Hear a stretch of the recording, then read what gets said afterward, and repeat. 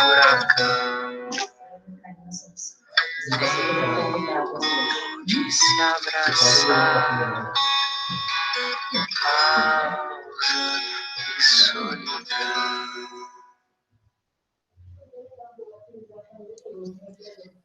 Já estamos gravando, gente. Pode deixar a musiquinha um pouquinho. Podemos iniciar, meninas? Sim. Então, com alegria que a gente inicia nosso 8º encontro do Café da Manhã com Saúde Mental, uma realização do NUMESP com parceria do Espaço de Escuta, né? E estamos hoje aqui para falar sobre o tema luto, e perdas e o luto em si, gerado pelo Covid, tá? Eu passo de imediato para a Tati, que vai fazer também a abertura, e pedimos a todos os microfones desligados, e em breve passaremos para as psicólogas Karina e Franciele. Tati? Bom dia a todos e a todas, mais um encontro, então, do Café da Manhã com Saúde Mental. Eu sei que começar falando sobre a dor e o luto, né, no início da semana, começar amanhã parece estranho, né, e associar isso à saúde mental, mas eu digo que tem tudo a ver, né, e a gente sabe que o pessoal da área da psicologia sabe que isso é do nosso cotidiano, né, falar sobre essas coisas. Então, saúde mental envolve muito, né, essa questão de falar sobre as perdas, sobre o luto, né, sobre a dor. Então, por mais que seja muitas vezes um tabu falar sobre a morte, né, ou falar sobre o luto, a gente precisa falar, né? E nesse momento agora da pandemia, que foi proposta essas atividades de capacitação, não tem como deixar de falar sobre isso, né? Nós sabemos aí que tivemos e temos muitas perdas ainda, né, por conta da pandemia, somado a isso, muitas mudanças. Então, o luto não é só por conta das mortes, né, mas também o luto envolve todo esse contexto de mudança, de desorganização e organização que a gente passou e está passando. Então, a gente passa por um luto coletivo, né, por conta disso, e nós temos que falar sobre isso, porque é uma forma também de elaborar o que a gente está vivendo, da gente poder também se ajudar e todo mundo poder pensar junto alternativas de passar por esse período, né, e passar pela dor que é inevitável também, né. Então, eu acho bem importante a gente estar falando disso, né, e continuar depois refletindo sobre essas questões, né, que envolvem o nosso cotidiano, a nossa rotina, o nosso trabalho na saúde, né, a gente trabalha com dor e luto o tempo todo, né, então, fico bem feliz de estar aqui com as minhas colegas, né, a Fran e a Karina, que estão aí na linha de frente desde o início, né, da pandemia, no trabalho com o espaço de escuta, no trabalho de atendimento com os usuários no CAPS, agora ali no Covid, na UPA, né, também a Karina vai falar disso. Então, já vou passar para elas, e eu acho que é interessante o pessoal, quem tiver questões, observações, veio um pensamento, que quiser colocar no chat para a gente ir conversando, vão lançando ali, e depois a gente conversa sobre essas questões também, né? Deixar os pensamentos virem, né? Então, eu vou passar direto, a primeira que vai falar é a Karina, Karina, pode ser? Isso. Então, é contigo. Bom dia para todos, para todas. Não sei, eu acho que eu estou ouvindo meu áudio. Mas vou dar seguimento, qualquer coisa eu ponho o fone. Bem, fico muito feliz de estar aqui, de estar ouvindo, né, porque eu quero ouvir, né, também ouvir a Franciele, as gurias, e também estar contribuindo um pouquinho, trazendo algumas ideias, algumas reflexões sobre esse assunto, que é do atendimento direto à situação do Covid, né, que envolve uma série de questões complexas, né, e que reflete, então, no modo como as pessoas vivem esse momento como sociedade, como nós vivemos como sociedade, o nosso papel também como profissionais de saúde, principalmente o nosso papel como psicólogos, né, o que a gente tem feito, e assim, para ser um pouquinho mais ousada, né, eu gosto sempre de trazer as nossas estratégias, né, da psicologia, o nosso conhecimento um pouco da psicologia, para que todos os profissionais de saúde possam utilizá-lo também, né, porque todos nós fazemos saúde mental. Não é apenas o psicólogo, numa política pública ou em qualquer espaço, que produz saúde mental. Todos os trabalhadores podem, devem produzir, se preocupar com a saúde mental também.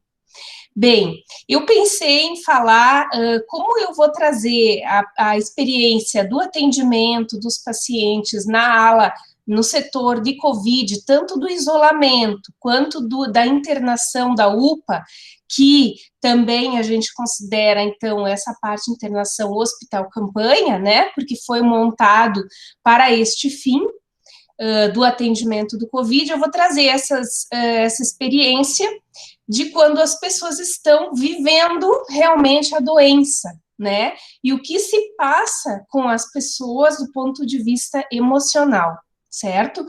A Fran vai trazer depois esse trabalho com os enlutados, né? Com as famílias das pessoas que perderam. Então, mas é isso que vocês vão ouvir hoje. Então, para começar introduzir a minha fala, a minha explicação, as minhas reflexões, eu trouxe aqui para vocês um slide, só porque eu não ia também decorar tudo isso daí.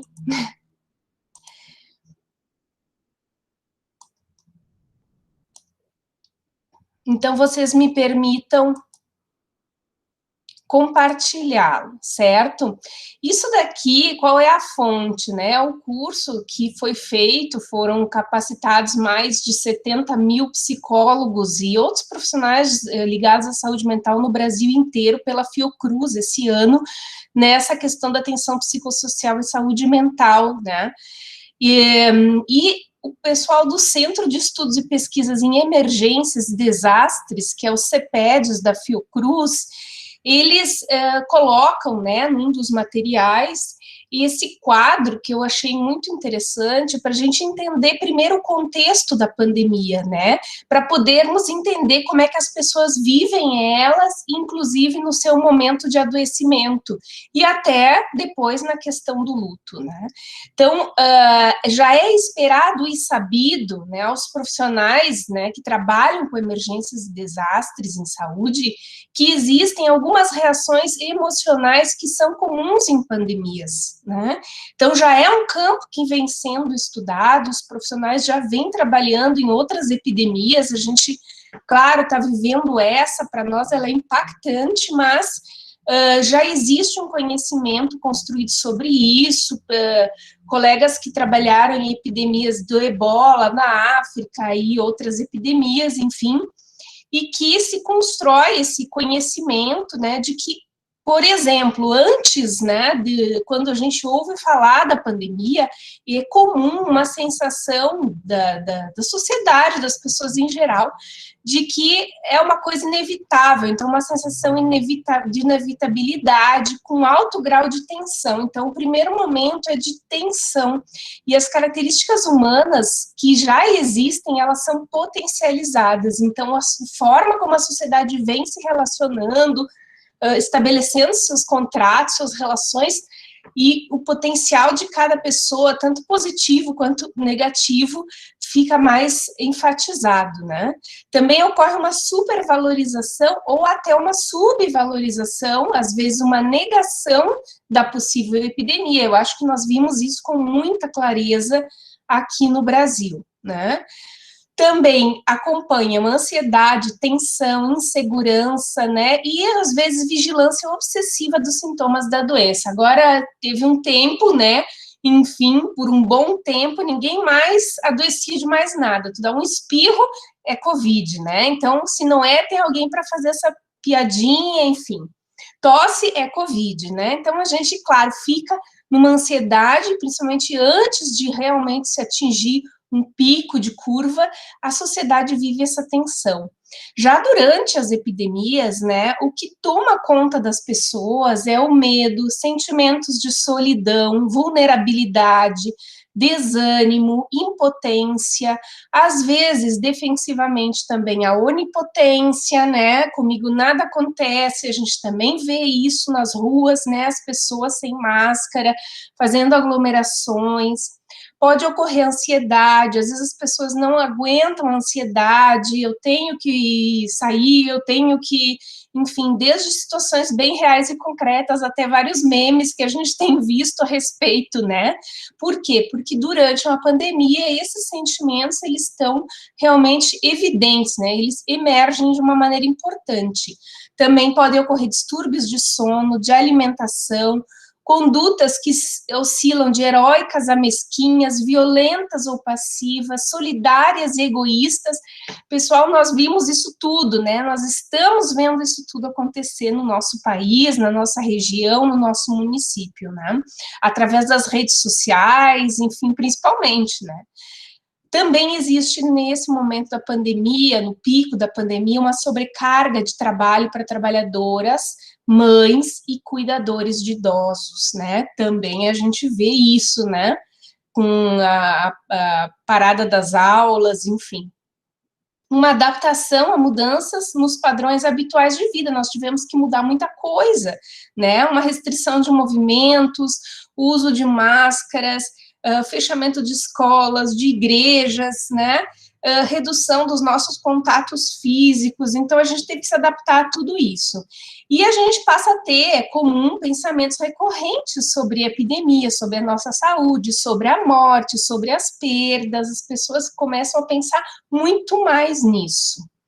Depois da pandemia, né, depois que se atingiu o pico, quando está diminuindo os casos, né, de uma maneira mais significativa, começa um processo lento de recuperação e de reenquadramento dos projetos de vida.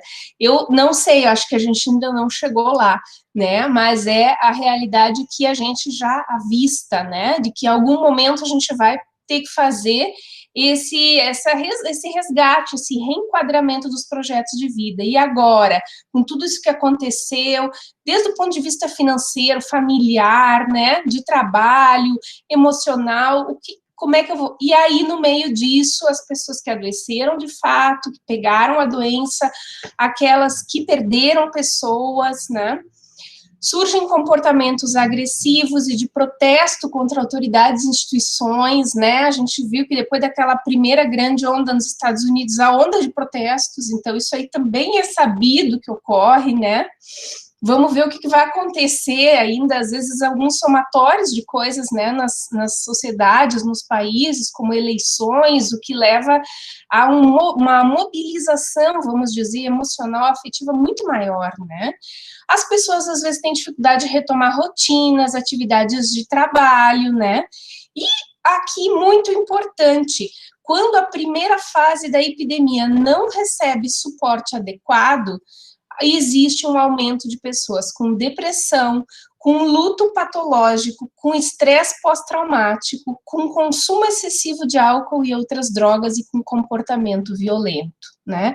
Então, também surge o medo de uma nova epidemia, né? As pessoas não se livram assim, agora acabou, virou a página, né? Mas, voltando a esse ponto ali, se a epidemia não recebe suporte adequado, existe esse aumento de problemas emocionais importantes que podem ir, né, de moderados, inclusive, a graves. Por isso, é muito importante trabalhar as questões de saúde mental neste momento, em todos os momentos, antes, durante e depois também no reenquadramento da vida, né?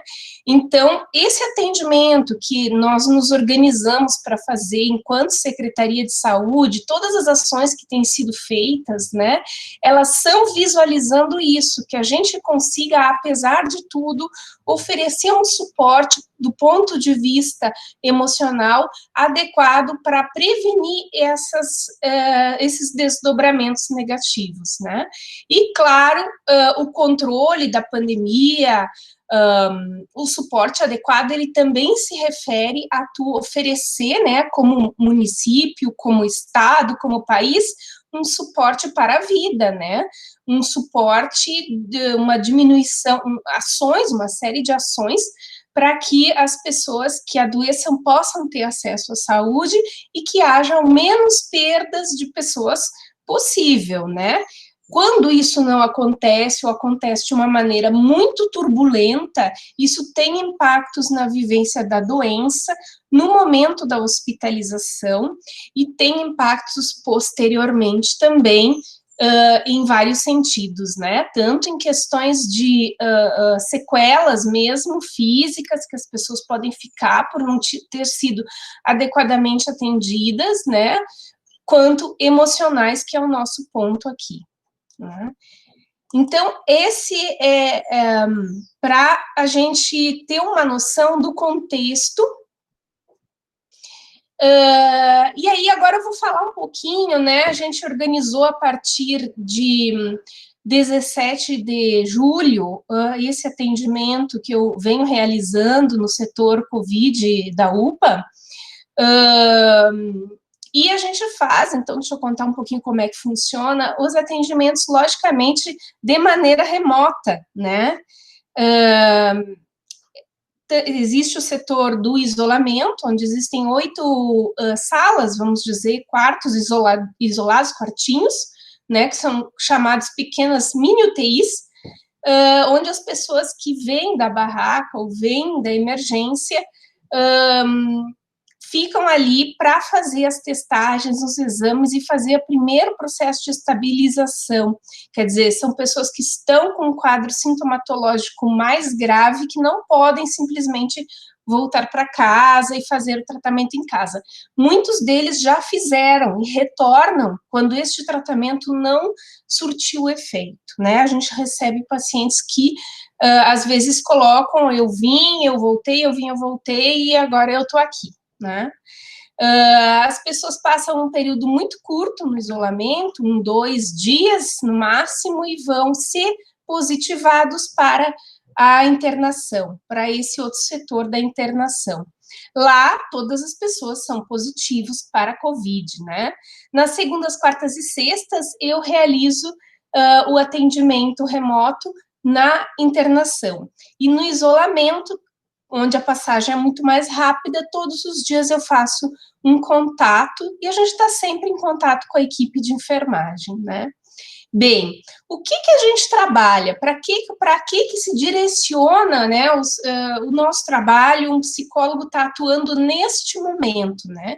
É sabido, né, para muitas pessoas, para nós é bem conhecida a área da psicologia hospitalar, é muito importante cuidado emocional em todas as vivências de doença, né?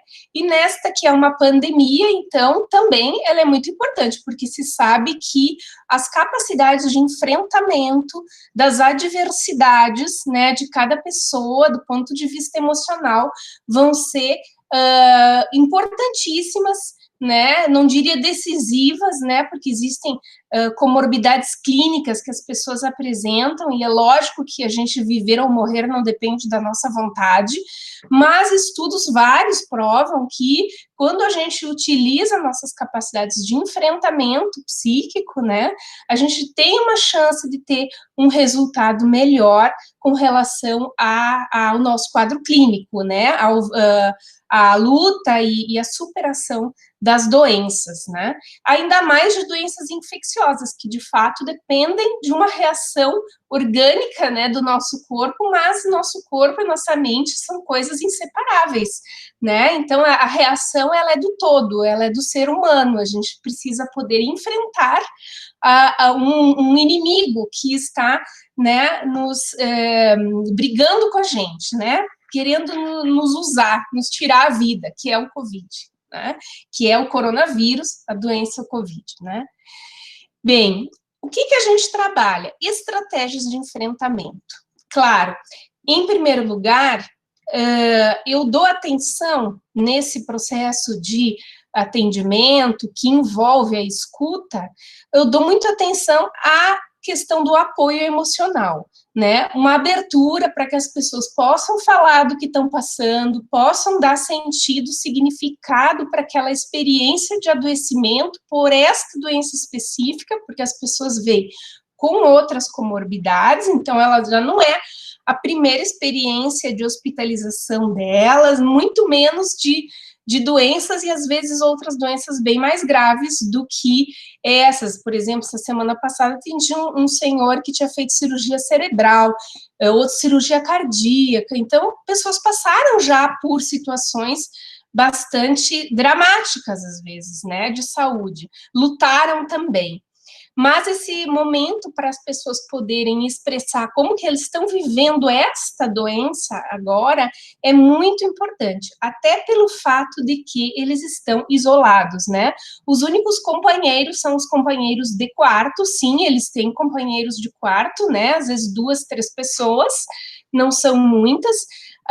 Fazem amizades, o que é muito positivo, a gente incentiva, inclusive incentiva que cantem juntos, façam alguma coisa, porque tem pouca coisa para fazer dentro do hospital, né, vamos combinar, né, quase nada pode entrar, e considerando que a população realmente que está acometida pelo Covid tem uma idade, na sua maioria, avançada, é difícil que eles vão ter a mesma estratégia, a mesma flexibilidade com entretenimento que os mais jovens, né, que a gente usa o celular, a gente vê vídeo no YouTube, alguns mais novos eu consigo propor, e aí eles até, mas assim, os mais velhos não têm essa habilidade mal de segurar o telefone para o atendimento remoto, né, então, eles seguram o telefone, daí eles vão abaixando, às vezes eu atendo só o cabelo aqui em cima, né? Você olha só o cabelo, aí eu digo, seu fulano, dona fulana, tá me enxergando? Aí volta, sim, doutor, eles falam assim,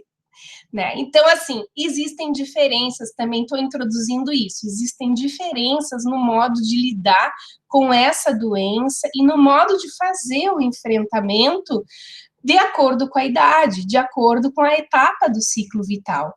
Não é, claro, possível dizer, não é verdade que sejam somente idosos. Existe uma boa maioria de idosos, mas existem pessoas jovens, principalmente jovens, eu brinco assim, de meia idade, que nem nós, né, Núbia? Adultos intermediários, né, que é a nossa faixa do ciclo vital, e esporadicamente algum adulto jovem mesmo, né? Atendi um rapaz de 23 anos que não tinha absolutamente nenhuma comorbidade. Então, existe também, porque esse vírus e essa doença é um problema, né? A gente nunca sabe. É permeado, é uma pandemia, né? Como acredito que outras também, mas assim, por muita incerteza. A gente não sabe quem que vai pegar, quem que vai piorar e quem que vai morrer. Existem indicativos, né, pessoas que são mais frágeis, mas não significa que isso garanta absolutamente nada, né, então, como eu disse para vocês, tenho atendido jovens, sim, adultos jovens, tenho atendido adultos intermediários, na faixa dos 40 a 50, e atendido adultos em idade avançada, né, na fase da adultez tardia. E como eu falava, a vivência da doença, ela difere, né, de acordo com o ciclo vital. Então, uma das coisas que a gente percebe é que os adultos intermediários, pessoas entre 40 e 50 anos, estão numa fase do ciclo vital que ainda tem responsabilidade sobre a família, tanto pais, que às vezes cuidam dos seus pais, como também dos seus filhos. Então, o que a gente vê muito no enfrentamento da doença é uma grande preocupação com a família que ficou em casa, com os filhos que ficaram em casa, com a possibilidade de tê-los contaminado, com a possibilidade de ter contaminado seus próprios pais, que alguns moram junto com os filhos, né? Então, os adultos intermediários, eles trazem isso como o seu maior sofrimento, né? Algumas pessoas que tiveram quadros mais graves, assim, que são dessa faixa etária, também trouxeram, evidentemente, uma ansiedade muito grande sobre morrer, né? Morrer principalmente preocupados com deixar a família, principalmente preocupados em deixar os filhos, né? Que é muito comum nessa nossa fase de vida mesmo, né? A gente está numa fase que dentro da psicologia se chama de a grande tarefa nossa, a sensação de dever cumprido é a questão da generatividade, né? A gente cuidar dos outros, né? A gente satisfaz essa tarefa vital dessa fase da vida, né? De acordo com a psicologia, de acordo com alguns autores, se a gente se sente cuidando das gerações mais novas e mais velhas. Então, o sofrimento e o medo, ela tem a ver com isso. Já é um pouco diferente a questão dos idosos, né? Os idosos já estão numa outra fase do ciclo vital, e aí eu estou falando de 65 em diante, e assim, uma coisa que é da minha experiência, eu não posso falar do ponto de vista epidemiológico, mas da minha vivência bem empírica mesmo. Assim, idosos muito idosos com 90, com 80 e poucos anos, né, têm sido acometidos, e como eu disse, para eles é um pouco mais difícil o atendimento psicológico e a vivência da doença, no sentido de que eles estão passando por já um momento de muitas perdas e se despedindo, às vezes, da vida, né? Por outras doenças, como eu falava antes, ele já não é a primeira doença que eles têm. Às vezes, alguns idosos, inclusive, não acham que essa é uma doença importante, porque eles já passaram por outras coisas tão piores, que essa doença, eles às vezes conseguem fazer organizar estratégias de enfrentamento interessantes, que são exatamente essas, né? Eu já passei por coisas tão piores, não é de ser isso que vai me derrubar. Então, a gente também incentiva isso, aliás, trazendo, né, eu vou costurando, tá? Experiências, vivências que eu vejo, né, das falas dos pacientes com os meus objetivos, com os objetivos do atendimento psicológico, né? A gente tenta produzir, promover, não é produzir, eu acho que promover é uma melhor palavra. A gente tenta promover esse tipo de estratégia de enfrentamento, né? Muitas vezes a minha pergunta que eu tenho sempre na manga é essa, né? O senhor já esteve hospitalizado, já teve que enfrentar uma coisa difícil na vida? Bom, os idosos têm muita história para contar, eles geralmente enfrentaram coisas difíceis na vida, ainda mais quando a gente lida com uma população com uma característica maior de pobreza, né? De história de vida, de escassez, enfim. Então, essas pessoas acabam contando, e aí a gente vai, estrategicamente, vamos dizer, pontuando para eles o quão forte e capazes eles foram para superar aquilo, né? E isso é um reforço, que a gente chama um reforço de ego muito importante, né? Então, essa é uma estratégia psicológica, né, de fazer um reforço. Então, eu falava primeiro do suporte, de fazer uma escuta, de permitir que a pessoa dê sentido conforme o seu momento, conforme as suas características, conforme a etapa do ciclo de vida em que ela está, que ela dê sentido para esse adoecimento, para essa vivência da hospitalização. E segundo, que a gente possa promover, né, a partir dessa conversa, desse atendimento, estratégias de enfrentamento, né? Mobilizar essas estratégias de enfrentamento que para alguns já estão a caminho e para outros já estão ainda assim adormecidas. Então, a pergunta que eu sempre tenho na manga é essa, né? Já passou coisas difíceis, já passou coisas piores, como é que foi? Já foi a primeira hospitalização? Claro que nunca foi, né? Principalmente as pessoas idosas já passaram por outras hospitalizações e contam, então, as suas histórias. E aí a gente reforça o quão capazes as pessoas são, porque elas precisam entender que elas vão ter que fazer uso novamente dessas suas capacidades, das suas ferramentas psicológicas. E, claro, isso depende, como eu falei, não apenas da etapa do ciclo vital, das tarefas que está exercitando ou concluindo no seu ciclo vital, mas também do temperamento e da personalidade de cada um e até de doenças mentais prévias, né, que as pessoas têm. Agora, um adendo, assim, interessante é que a população em geral, como eu sou uma psicóloga que trabalha em CAPS, e eu já trabalho há 3 anos no CAPS, a gente está muito acostumado com doença mental e doença mental grave, né? E eu me surpreendo, e talvez seja esse o motivo, por isso que eu estou explicando, né? Que as pessoas que estão internadas por Covid, na sua grande maioria, facilmente é possível, né, com uma certa facilidade, a gente mobilizar estratégias de enfrentamento, porque não são pessoas com doenças mentais, né? Elas têm uma vida, vamos dizer, comum, né, para não dizer normal, porque normal ninguém é, né? Acho que a gente tem que desconstruir essa ideia de normalidade, mas sim uma vida que eles foram dando conta, né, e se desenvolvendo,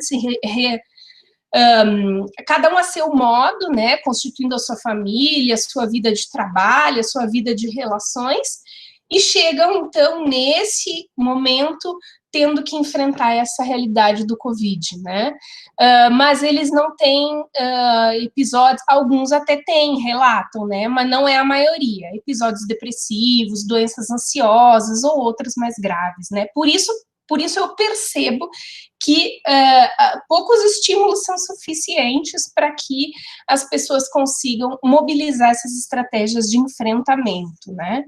Então, estudando um pouquinho, trazendo um pouquinho também, deixa eu ver, 8h35, eu posso falar 5 minutinhos mais? Tá. Trazendo um pouquinho, assim, também de teoria, que eu costuro com a minha prática, né, mas eu trago um pouquinho de informações da nossa área para que, como eu falei, os outros profissionais também possam aplicar isso no seu dia a dia, né. Nos estudos sobre estratégias de enfrentamento, a gente vê que existem 3 necessidades básicas do ser humano, que é a necessidade de competência, de vínculo e de autonomia, né? Alguns autores colocam dessa maneira, esses autores que estudam as estratégias de enfrentamento, né? Estratégias psicológicas, né? E de cada uma dessas necessidades básicas, a gente vai lançando mão de estratégias para garanti-la, para garantir a nossa competência, para garantir os nossos vínculos, para garantir a nossa autonomia, né? Quando a gente tem um evento estressor, esse evento estressor, ele pode se dar numa pessoa que, pela sua, talvez, maior fragilidade, pelo seu temperamento, pela sua personalidade, pelas características também do estressor, ela pode viver aquilo como uma ameaça ou como um desafio. E aí está um outro ponto, né? O trabalho psicológico, ele foca em tentar transformar o que talvez seja visto como ameaça, aquele estressor, que nós estamos falando, claro, que é a doença, Covid e a hospitalização, transformar esse estressor, ao invés de numa ameaça, num desafio, né? Então, as minhas intervenções, elas também são dirigidas nesse sentido. Vamos puxar as pessoas que estão vivendo aquilo numa posição de maior fragilidade, mobilizar esses mecanismos de enfrentamento para que eles utilizem, né, olhando para esse estressor como um desafio e não como uma ameaça, né? E aí, quando a pessoa é capaz de lidar com o estressor como um desafio, ela vai buscar estratégias mais interessantes, como, por exemplo, de resolução de problemas. Ela, diante de estar na situação de hospitalização, ela vai planejar o que ela vai fazer, às vezes até o que ela vai fazer no cotidiano para que não seja tão entediante, porque a hospitalização é algo muito entediante, né, apesar de que a pessoa está ocupada com o seu quadro de sintomas, né, e a gente vê também que quando os sintomas estão mais graves, a pessoa está mais fragilizada emocionalmente. Quando ela começa a estabilizar seu quadro clínico, ela começa a se sentir mais confiante psicologicamente também, e ali a intervenção também psicológica tem um outro valor, né?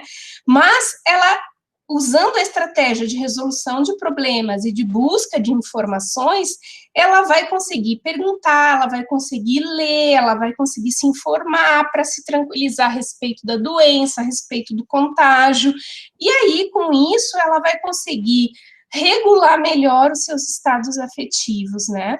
Se ela consegue planejar as estratégias, se ela consegue fazer uma análise lógica da situação, se ela consegue desenvolver também persistência, coragem, esforços, né? Ela vai conseguir enfrentar de uma maneira melhor, né?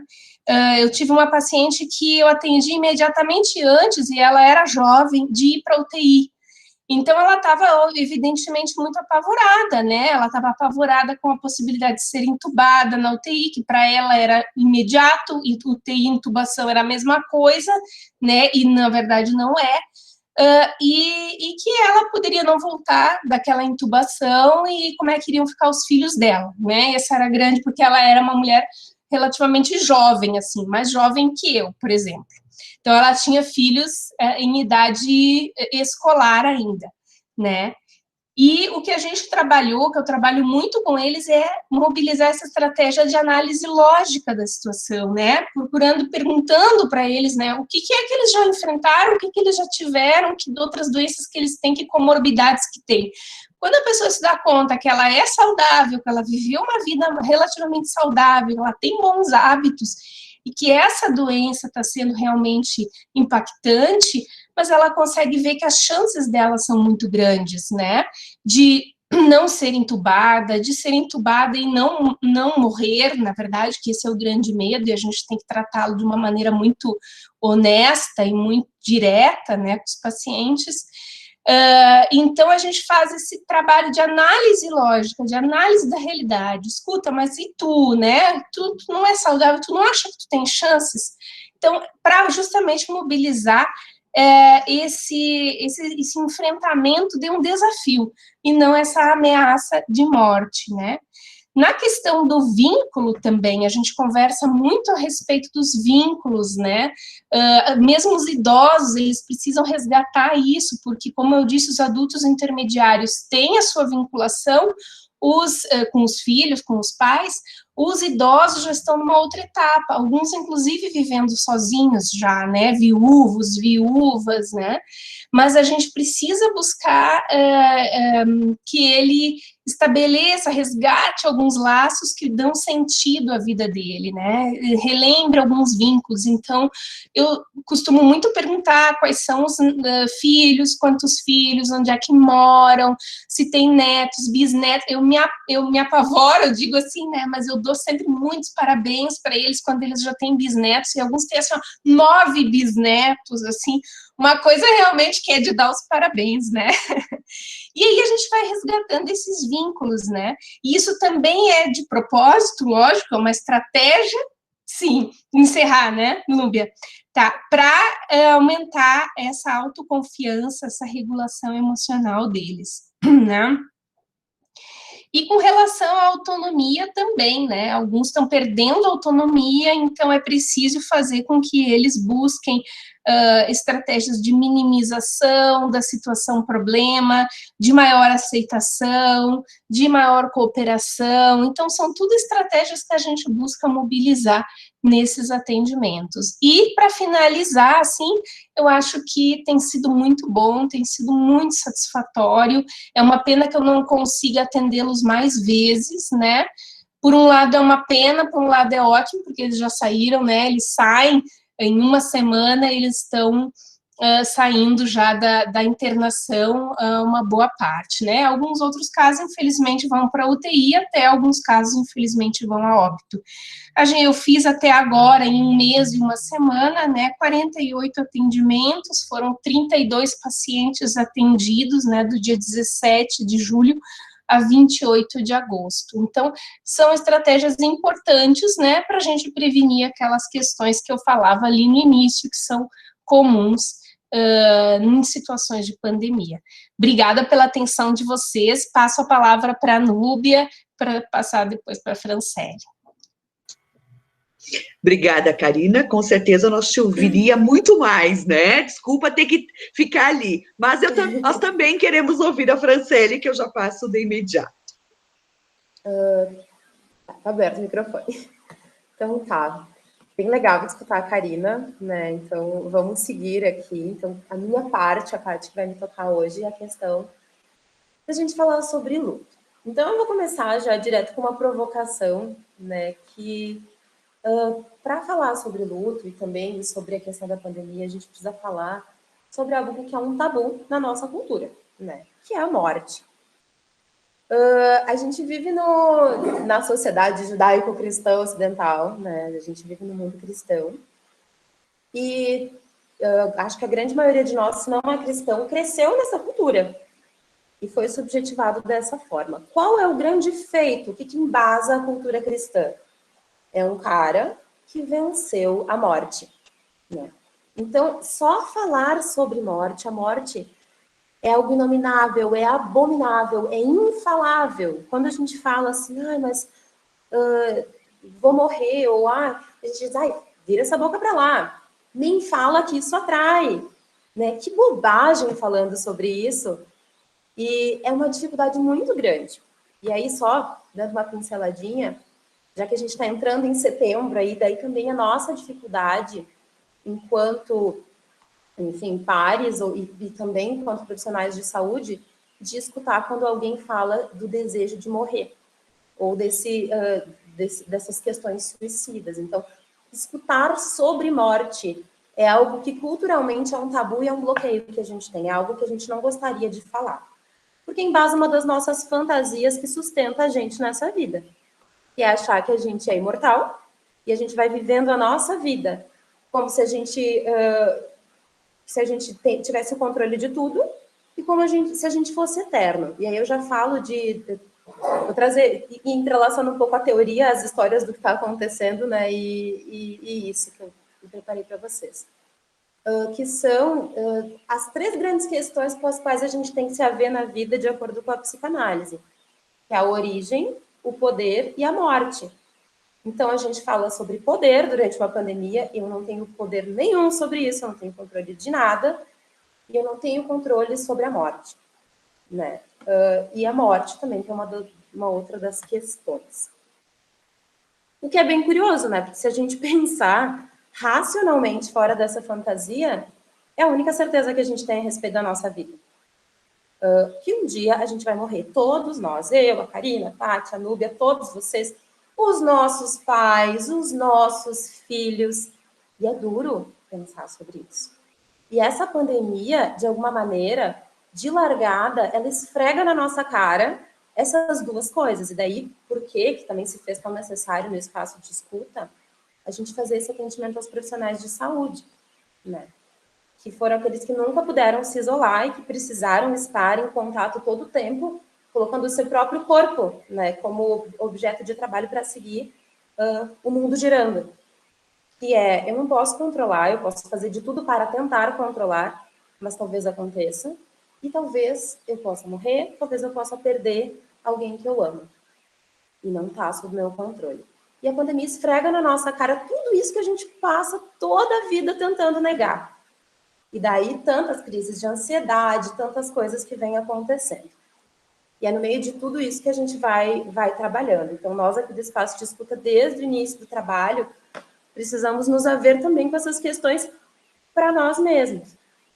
E aí, sempre que a gente vem falar de morte, quando a gente fala de alguém que faleceu, a gente trata a morte como se fosse algo fora do script, mesmo sendo a única certeza da nossa vida. Eu costumo fazer uma piada infame, não vou poupar os ouvidos de vocês dela hoje. Eu costumo dizer que as únicas 2 certezas da vida é a morte e que no final do ano vai ter especial do Roberto Carlos, né? Mas, enfim, a gente trata a morte como algo que deu errado, algo fora dos planos ou um castigo, quando vai acontecer, inevitavelmente. Inevitavelmente. Então, como eu disse, esse não falar sobre morte e essa incerteza a gente pode ter várias crenças, a questão religiosa que dá suporte, mas ninguém sabe o que vai acontecer depois. Se é o final, se não é. Então, a gente tem dificuldade de simbolizar, de colocar em palavra. Então, a gente se apoia na fantasia para dar conta disso, né? Então, o registro é da fantasia, do imaginário, para conseguir colocar o que é o morrer. Então, nisso a gente entra na questão do luto em si. O que é o luto?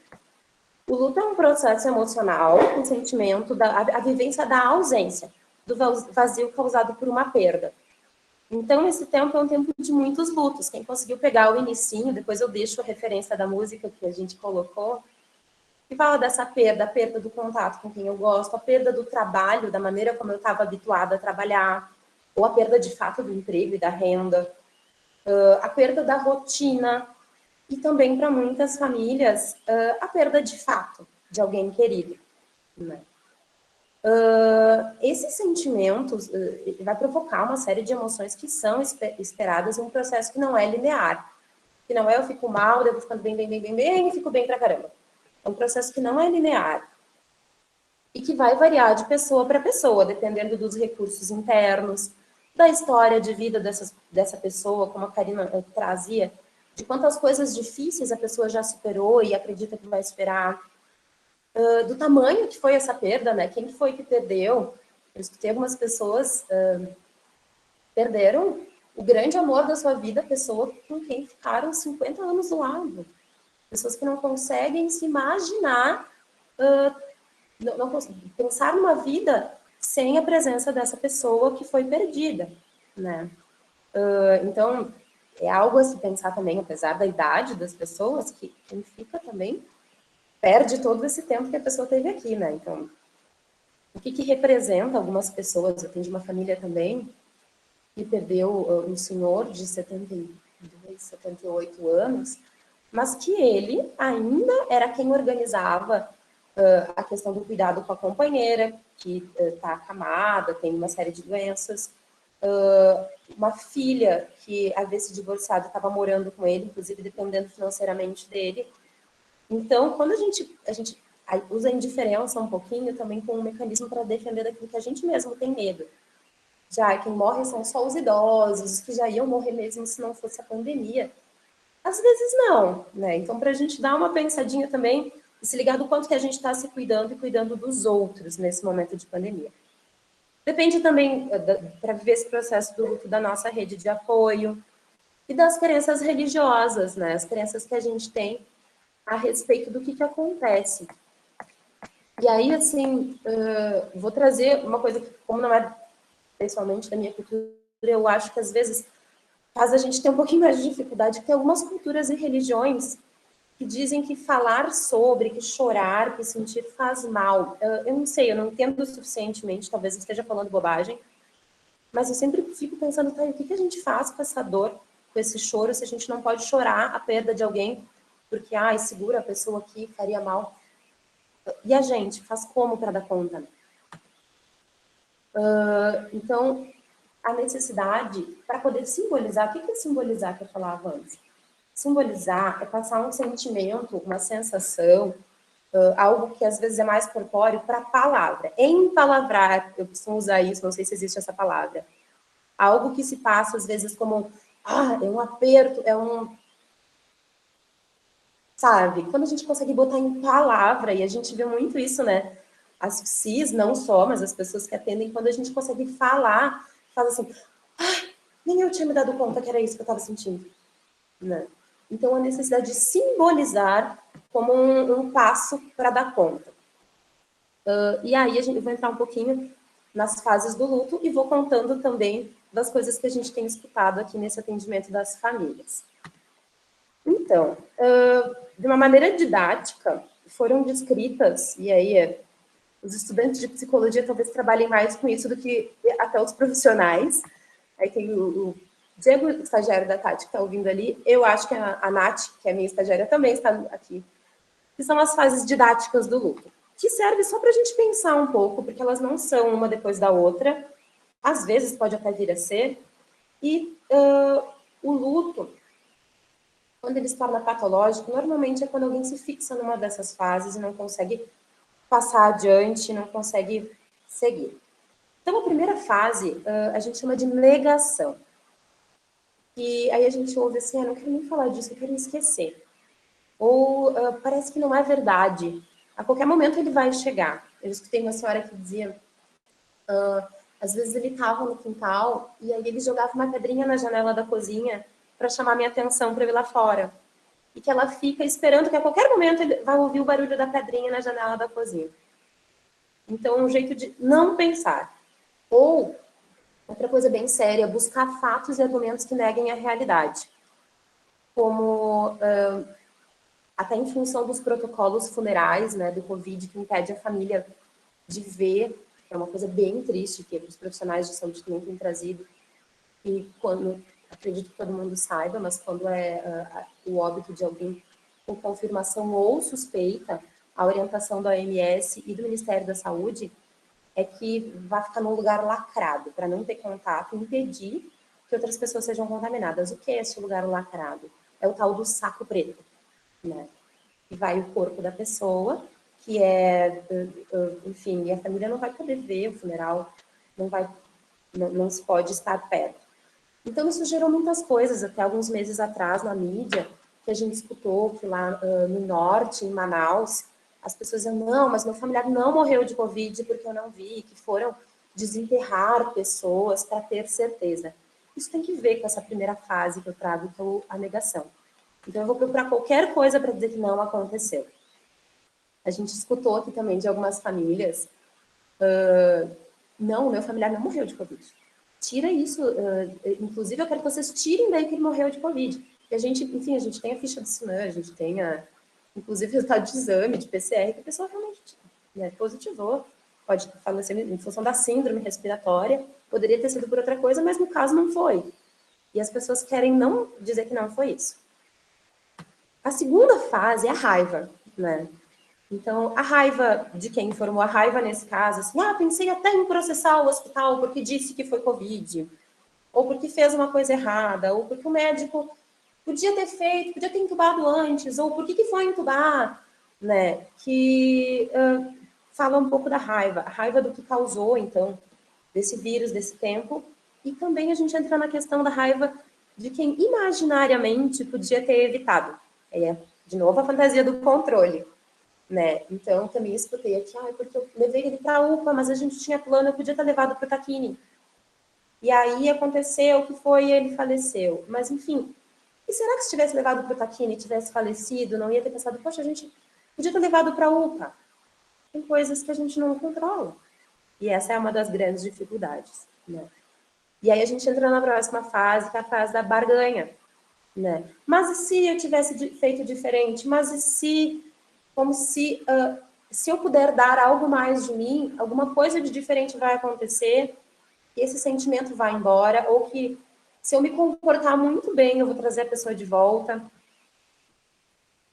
Tem que ver com essa fantasia, né, e de controlar, que é um ritual presente na neurose, né, como os rituais da neurose obsessiva, como, se eu não olhar todas as portas da casa 15 vezes antes de dormir, alguém vai entrar na minha casa. Como se, olhando e fazendo esse ritual, eu pudesse ter o controle de algo. Isso também acontece no luto. Então, se eu mudar tal coisa na minha vida, me dedicar, ajudar os outros e fazer caridade, eu vou acordar desse pesadelo e tudo vai ficar bem. E aí, de novo, a gente ativa a questão da culpa, né? Se eu tivesse adivinhado, se eu tivesse feito algo, poderia não estar vivendo essa perda, e é inevitável. E como é difícil, né, pensar na morte como algo que nos foge, algo que não tem nada para fazer para reverter, ou para controlar, ou para dizer, não, pera, houve um engano, eu gostaria que não... Não tem negociação. Dói, né? Então, eu estou tentando essa experiência para todo mundo poder sentir um pouquinho também do que é para cada um essa questão. E aí, quando se passa dessas fases que são mais do imaginário mesmo, que é o negar, a raiva, a barganha, a gente passa por uma outra fase, que é a fase da depressão. É a fase onde cai aquilo que é quando se sente a falta no cotidiano, no dia a dia, quando percebe que é meu aniversário e a pessoa não me ligou, ela não pode me ligar. Quando eu percebo que, de novo, aquele lugar na mesa está vazio, né? E aí eu começo a perceber, bom, realmente, não vai voltar. E aí tem a tristeza, tem a depressão, e que, por mais que seja a parte mais dura de viver, talvez aí é a parte do acompanhamento psicológico, onde ele é mais potente, porque é a fase também da possibilidade de uma saída, onde se começa a poder simbolizar e não ficar só no imaginário, né?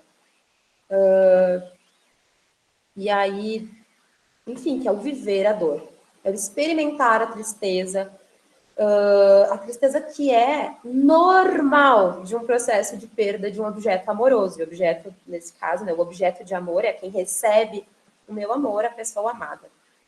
E aí, para nós profissionais de saúde, é importante fazer uma diferenciação do que é essa tristeza, que é a tristeza normal de perder alguém, e que talvez o anormal seja perder alguém hoje, amanhã estar ouvindo música e não pensando sobre isso, e que talvez é o que a gente espera, porque a gente também não quer ouvir sobre morte, então vai ser feliz de uma vez e para de sofrer por essa pessoa que já se foi, né? E aí a gente, às vezes, soca as pessoas na fase da negação, e elas vivem uma negação que vai passar por um luto patológico, porque a gente não consegue escutar, né, essa dor. E que é importante para poder passar para as próximas fases. E é diferente de depressão, é importante, né? A pessoa não necessariamente está deprimida, porque ela está triste, porque ela perdeu quem ela ama. Ela está precisando passar por esse momento de tristeza, que é uma tristeza natural do processo de viver, né? E aí a gente passa para outra fase, que é a aceitação.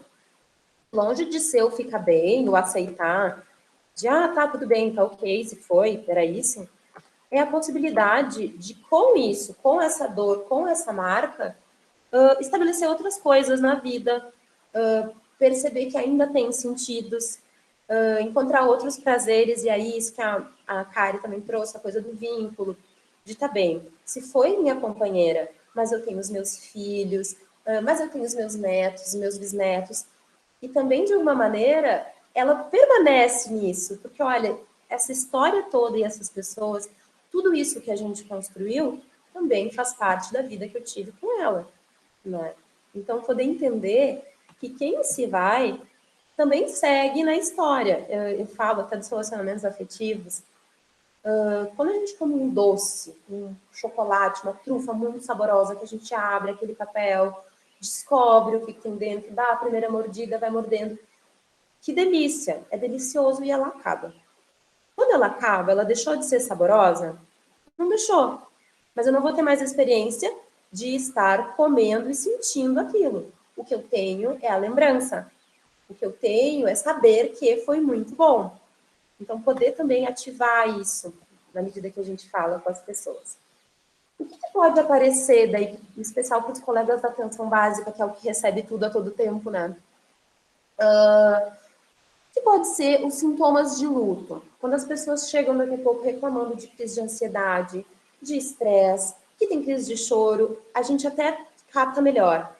Mas daqui a pouco, assim, chega falando de dor de cabeça, que não para, ou uma compulsão alimentar, outros sintomas que vão acontecendo, que se a gente vai escutando um pouquinho melhor a história, percebe que pode ter um luto em andamento, ou um luto do qual não se pôde falar, e daí ele não pôde ser elaborado, e daí se torna um luto patológico que traz esses sintomas psicossomáticos também.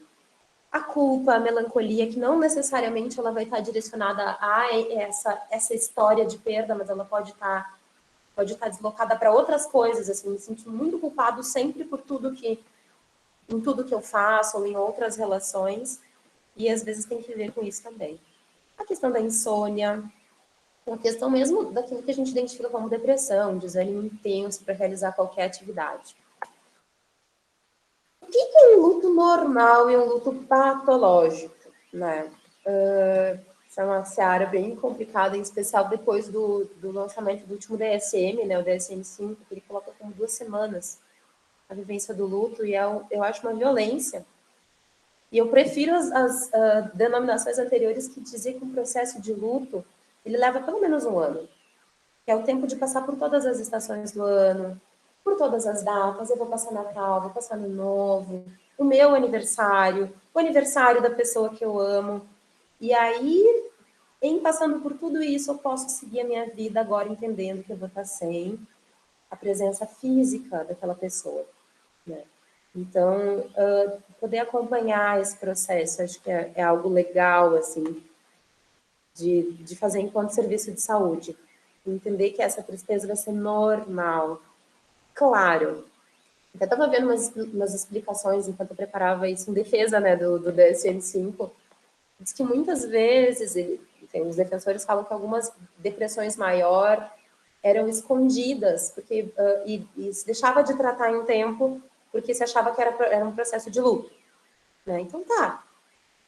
Quando for demais, impedir de realizar as atividades da vida, é importante encaminhar para o serviço especializado para poder tratar, eventualmente com uma medicação, e aí com o que for necessário.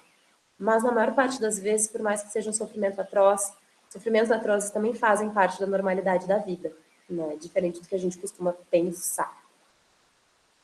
Ai, sobre os relatos, então, vamos ver. Eu tenho visto bastante coisa, assim, até desse imaginário, da questão de não poder fazer um funeral. O funeral, de uma maneira, é onde a gente acompanha nosso ente querido nessa passagem para o além, dependendo da crença, né? Essa passagem da vida para a morte, o que há de vir, seja lá qual for, né? Então, a gente costuma orar, fazer reflexões, algumas, como a religião católica, até fez encomendar o corpo, de chamar um sacerdote, um ministro, para encomendar para que chegue no lugar devido, né? E que é esse acompanhar nesse processo. Ao mesmo tempo que nós que ficamos somos acompanhados pela presença afetiva das pessoas que a gente ama, pelas histórias da pessoa que se foi, que se conta durante o funeral, e esse falar, esse trazer a palavra também já vai ajudando a simbolizar. O que acontece nos rituais funerais de quem morre com confirmação ou suspeita de Covid? Não se pode fazer nada disso. E aí vem aquele imaginário da coisa do saco preto, né? Do eu não vi quando ele faleceu, e da sensação de ter abandonado esse ente querido. Então eu ouço assim, que a minha mãe era alguém que se cuidou sempre. Ela tinha 92 anos, mas ela toda semana fazia unha e arrumava o cabelo no salão. E quando ela faleceu, nenhuma roupa eu pude botar nela. Então, também desse nosso imaginário, de por onde que vai passando o sofrimento de quem perde alguém por Covid, que é diferente, né? É um pouco mais pesado e deixa muitas arestas para propiciar que se surjam do patológico do que quem perde de outras formas um familiar, né? Que mais? Enfim, né? Desses protocolos. Algumas pessoas também que uma culpa, por exemplo, teve um casal que o senhor e a senhora tiveram Covid e estavam internados ao mesmo tempo, né? E ele faleceu e ela ficou. Então também a culpa de por que ele? Por que não eu fui? Ou por que não fomos nós juntos, né? Então, coisas que uma pandemia traz que em outros contextos não acontece com tanta frequência. E tem acontecido, assim, a gente tem recebido algumas famílias que passaram por isso. Como passar por isso, então, né? Como a gente viver isso tudo? Como tudo na vida, não tem uma receita que sirva para todo mundo. Mas tem algumas coisas que parece que ajudam a gente a passar por isso de um jeito um pouco mais leve. Para encontrar uma luz no fim do túnel ou para ajudar essas pessoas que chegam para a gente, nos trazendo a necessidade de compartilhar esse sofrimento, né? Para ajudar. Acho que a primeira delas é poder ser generoso consigo. Né? Ser generoso com essa pessoa que a gente escuta, né? E ajudá-la a ser generosa consigo, de dar tempo ao tempo, dar tempo para si mesma. Tem que poder chorar, tem que poder sofrer, é normal. A normal seria perder alguém querido num dia, no dia seguinte estar indo fazer festa, cinema, como se nada tivesse acontecido. Isso é negação. E cada um vai ter o seu tempo. Algumas pessoas em 2 meses vão estar conseguindo produzir outras coisas, tem gente que vai precisar de 2 anos. Tá bem, a gente vai acompanhar. Aceitar que vai doer, aceitar que não teria outro jeito de passar pela perda de alguém que foi tão importante para mim, né? E saber que o luto é um processo, não vai doer para sempre, mas que agora tá doendo, né? E tá bem, vai ter um tempo e eu vou viver cada um desses tempos, né?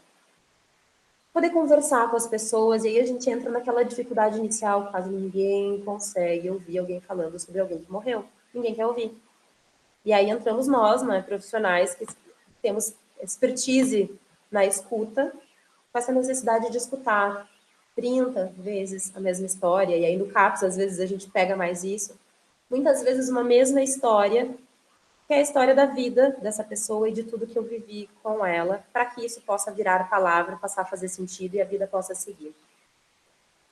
Buscar, então, nessa escuta, né, legitimar esse sofrimento, né, tornar legítimo, dizer, tá ok sofrer por isso, tu não tá sofrendo por alguma coisa que não podia, tu não tá de novo chorando por bobagem. É ok sofrer por isso. Qualquer outra pessoa também sofreria. Buscar na história vivida motivos para seguir, né, nos vínculos. Eu tenho dito algumas vezes, apesar da dor que tu está sentindo agora, teve a sorte de viver uma grande história de amor. Muitas pessoas na vida não têm essa história. E as pessoas contam, eu vivi 40, eu vivi 50 anos do lado dele, como tu foi embora, assim. Nossa, tu viveu uma história de amor que durou 50 anos. Que raro é isso nos tempos de hoje. Olha que legal tu poder ter vivido isso, por mais que agora esteja doendo. Né? Tentar passar, na medida do possível, né, com a questão do isolamento social, fisicamente ou não, passar tempo com os amigos e familiares, não se isolar, né?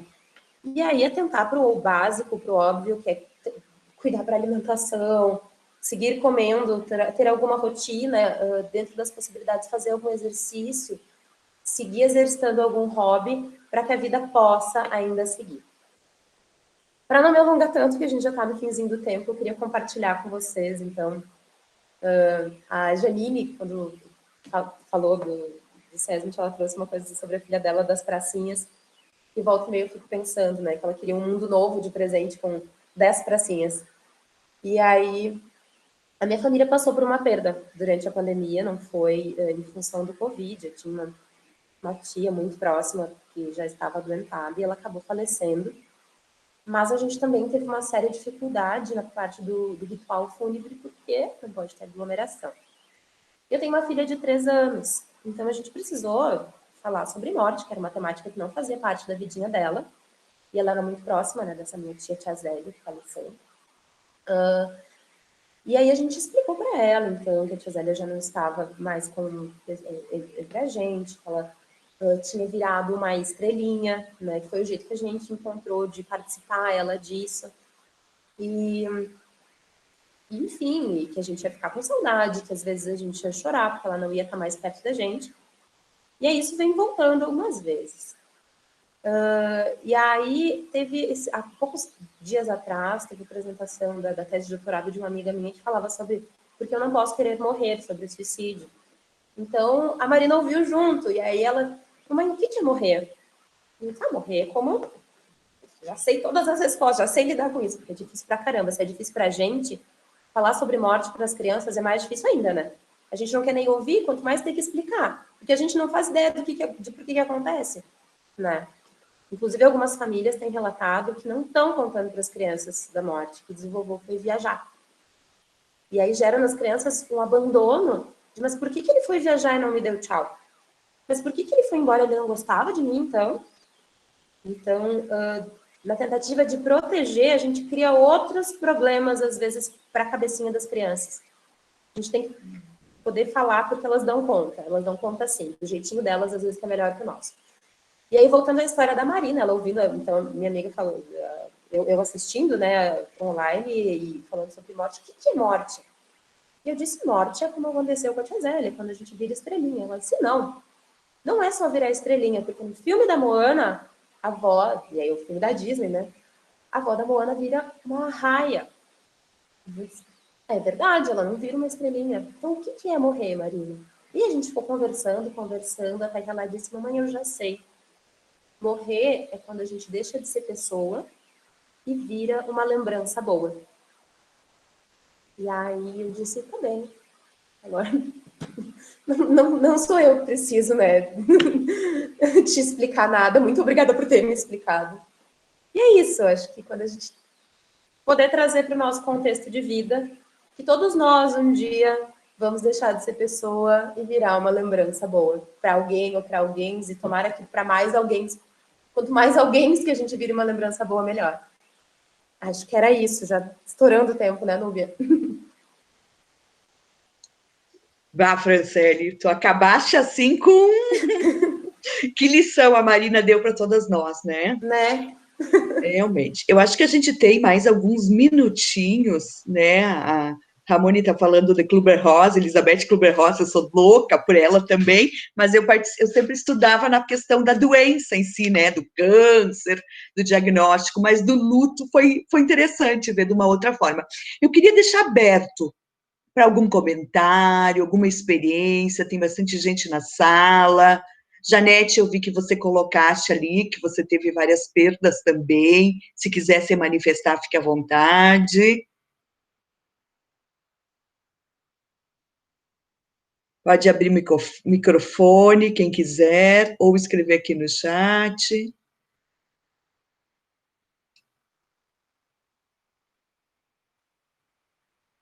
Legal, tá vendo a Sofia, minha ex-vizinha, né? Psico hoje.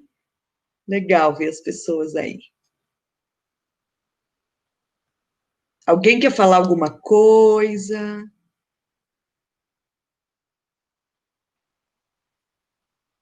A Sueli, então, está falando, né, que realmente, né, foi linda, perfeita e sensível a definição de morte da Marina, né?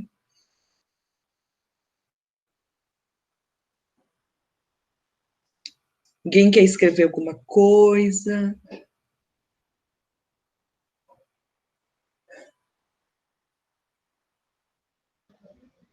O preço que pagamos por amar, né? Saber que um dia iremos perder. Legal, Ramone. Fica... Muito bem, Camila. Eu acho que foi, assim, um final, um fechamento para lá de lição, né? Tati, quer falar alguma coisa?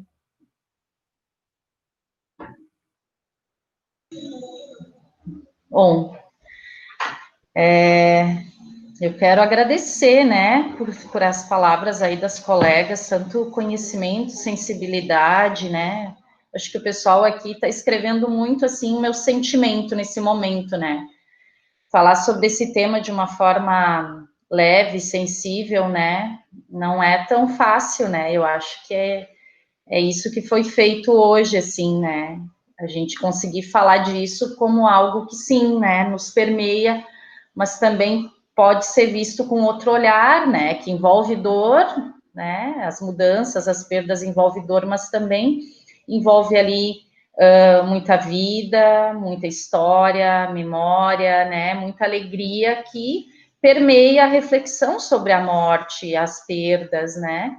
Eu vou falar aqui uma frase que eu gosto muito do Viktor Frankl. O Viktor Frankl, ele passou por campo de concentração e ele falava da morte diariamente, né, como algo que ele, enfim, teve que aprender a conviver, e ele dizia que achava estranho que algumas pessoas queriam lutar para viver e outras já tinham desistido, e muitas vezes aquelas que tinham desistido eram aquelas que pareciam que tinham mais condições para continuar vivendo, né?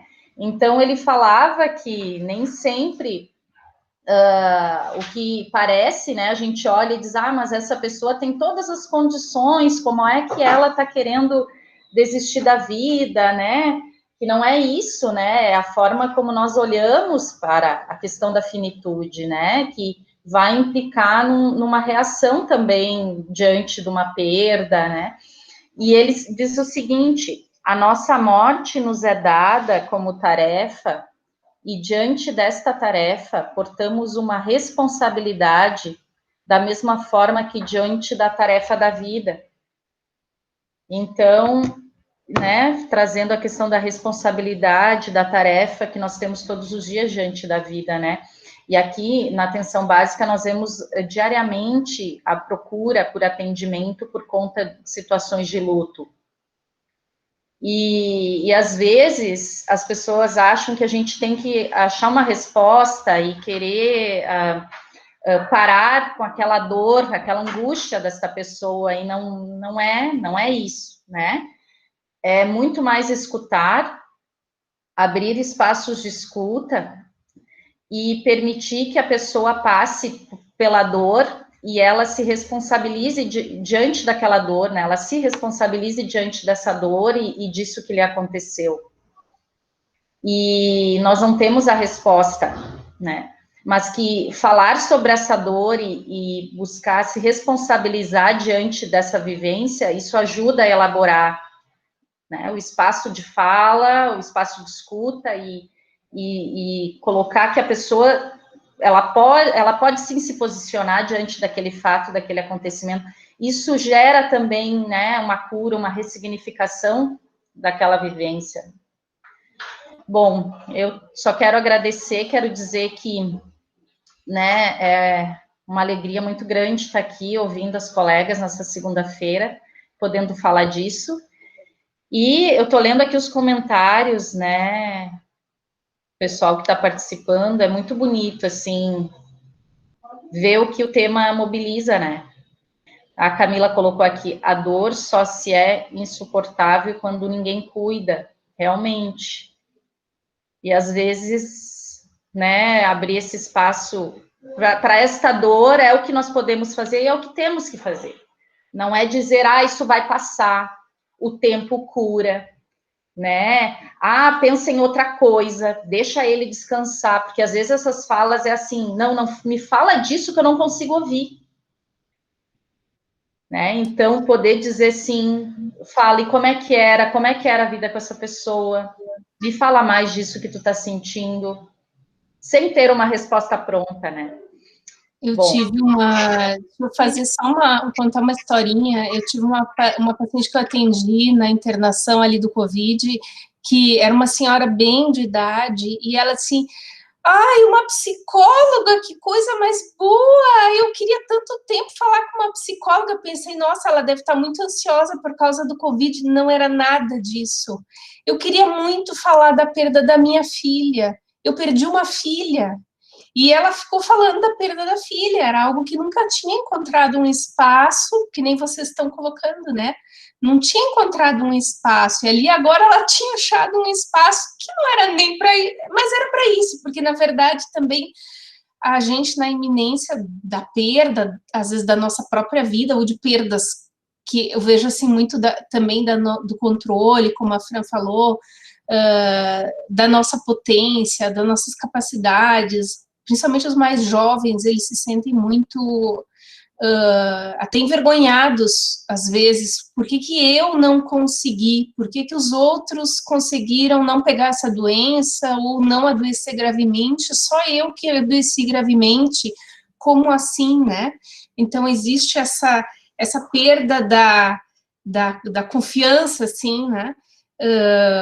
Enfim, revisita o processo de estar diante da morte numa internação hospitalar, faz com que se revivam muitas coisas, se revivam as perdas que já aconteceram na vida dessa pessoa, se revivam situações onde a pessoa também se viu fragilizada, né?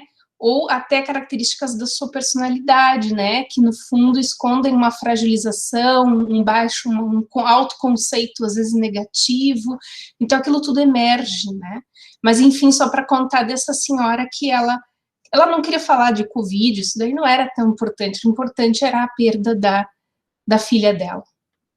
Eu tive uma experiência aqui também, Kari, de uma pessoa para quem eu liguei, que já foi lá do início da pandemia, que tinha sido óbito, e ela ficou me falando que poderia ser muito mais fácil se eu pudesse estar saindo de casa, fazendo as minhas coisas, e ela falou todo o tempo sobre, para ela, como está difícil viver a pandemia, né, e poder escutar. Bem rapidamente, uma outra coisa, assim, sobre as dores, né, do Covid. Tem um amigo nosso de Porto Alegre que positivou agora, está em isolamento em casa, mas não está muito bem. E aí eu liguei para a esposa dele, né, que tem um filho pequeno, e aí a gente pressupõe, às vezes, que o sofrimento vai estar por um lado e ele está por outro. E aí eu liguei para ela e perguntei, que eu estava em Porto Alegre no fim de semana, disse, precisa de alguma coisa? Você tem algo da rua? E aí, tu está muito preocupada? Como é que tá isso? E ela disse que está sendo muito difícil dar conta sozinha do bebê. E aí ela foi me contando como ela tinha feito ele dormir, ia acordar 2 da manhã para conseguir dar conta do trabalho que ela tinha que fazer, e arrumar a casa, e não sei o quê. Bom, o companheiro estava se virando, mas ela ali também estava num sofrimento que é de ter sido abandonada naqueles dias. Então, a gente sempre erra quando a gente supõe que sabe onde está o sofrimento do outro. Na verdade, é isso que eu queria dizer.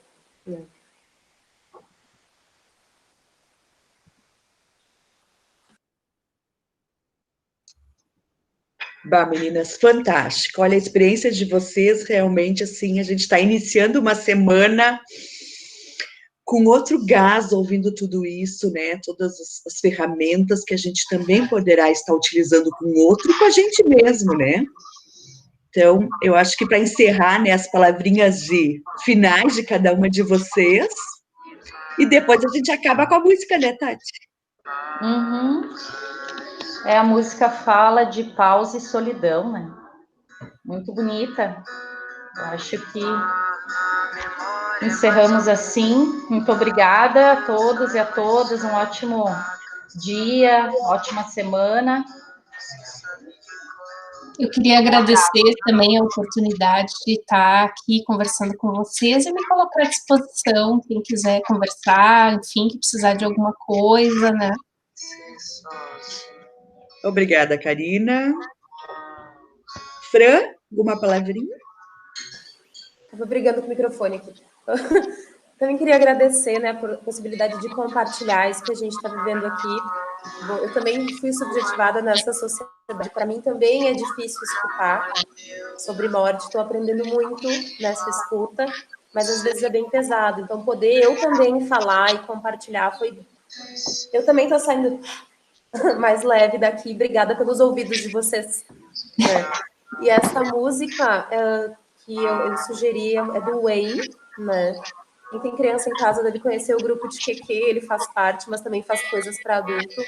Essa música foi feita durante a pandemia, ela mexe bastante comigo, deixei o link aqui, espero que todo mundo aproveite ela. Obrigada, gurias, por empalavrarem nesse tema difícil. Muito obrigada. Pode erguer um pouquinho a música, Tati, para a gente deixar uns minutinhos ela, enquanto a gente para a gravação. Só agradecimentos.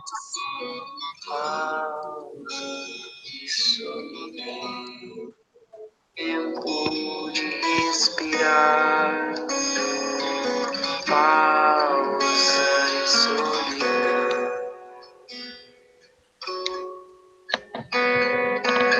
Sei que tudo vai passar, as nuvens vão chover, o sol vai esquentar, e que vai renascer de mim e de você, pra além do furacão. Tempo de se abraçar, pausa e solidão. Central vem aqui para almoçar, porque eu tava fazendo psicoterapia contigo, e tu tá chorando?